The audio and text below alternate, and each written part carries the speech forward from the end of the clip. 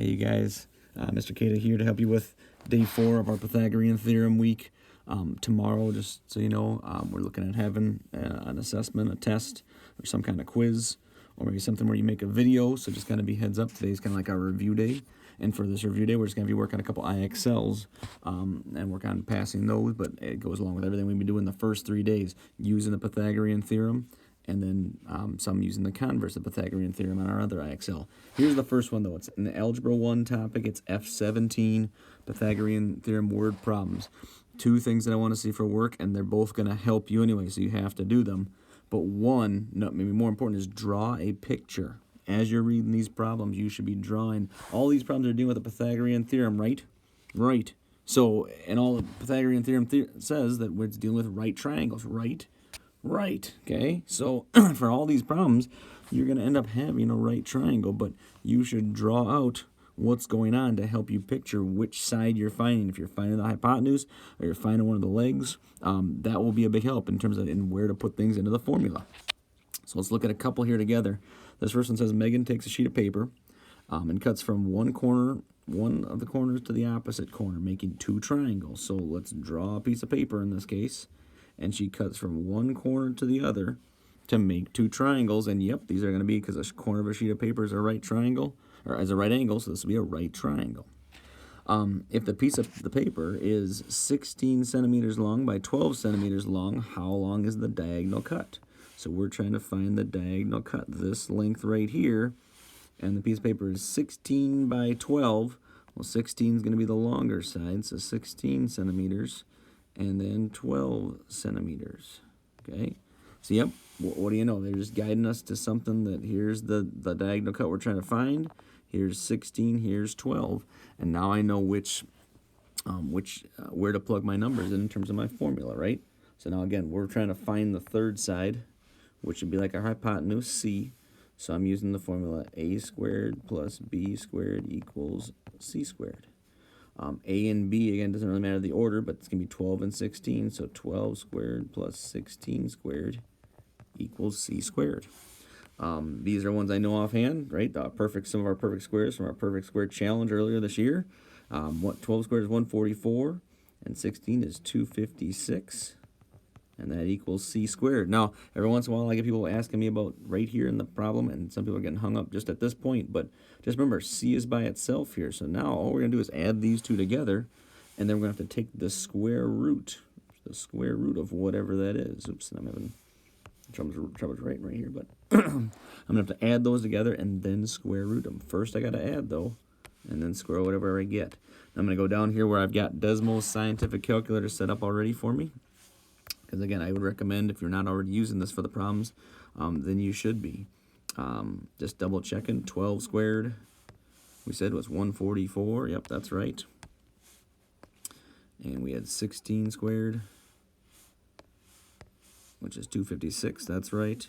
144 plus 256. I'm going to have to scroll down here just a little more. There.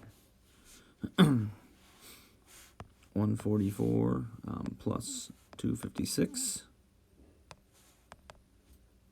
gives me 400 exactly, and that's actually a perfect square that we would know too, but I'll punch it in just to show. Again, when I use Desmos, the scientific calculator, that app you should have, I punch in the square root first, and then I put the number in. So square root of 400 is 20. So good. So C should be 20 in this case for this problem. So oops, and I gotta have the little pointer finger here to type in stuff here.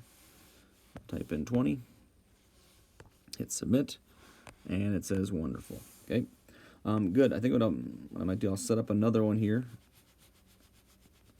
just to give you one more example maybe to look at. I think I'll just set it up though. Again, once you get to the formula part, you know how to use the formula, so I'll leave that part to you. But let me just go through another word problem and set this one up with you. And again, they're all going to be kind of similar. And again, they're all dealing with Pythagorean Theorem, though. So you should expect something that's going to be our right triangle, because it says so up here, Pythagorean Theorem. And so if you draw a picture, though, that's going to be a big help. After school, Brett skateboards directly from school to a candy store, and then from the candy store to a movie theater.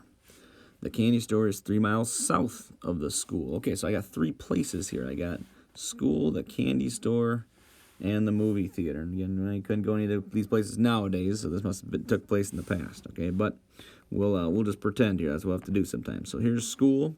The candy store is 3 miles south of the school, so it's like he's going straight south. So this is 3 miles. Okay, it's 3 miles. Okay, so he goes 3 miles south, and the movie theater is 4 miles east of the candy store. So here's school, here's the candy store. I'm just going to label CS. And he went 3 miles south, straight south, and then 4 miles east. So 4 miles east, okay? And that gives him to the movie theater, the MT, okay? What is the straight line distance between the school and the movie theater? So if he's at the school and he wants to go right to the movie theater, what is this distance? Again, take a look at our picture. What do you know? He went straight south and then straight east, but if he had just gone in the straight line, he would make the hypotenuse of the right triangle. So they're saying, well, if he did that, what would be that distance? Well, you've got this distance, which is 3, and this distance, which is 4. And so then you can use your Pythagorean theorem to find how long the straight line distance would be. Okay, hopefully that helps. But again, if it doesn't, okay, or if you need more help, that's totally fine. Zoom me then today. Let me set up something with me, or email me, or write on the discussion board and get some help. But all these problems, I think, will be ones you can do. But drawing the pictures, the big help, and then showing the work like I had as well. Again, just maybe starting this one, but not showing the whole thing. But yep, you got to turn in your work, or I'm giving you zeros on the assignments, because that's like kind of part of your proof that you did it. Okay, plug everything in, show the numbers you're getting, and what your answer is. So make sure you show work, and make sure you draw pictures today, guys. Okay, good luck.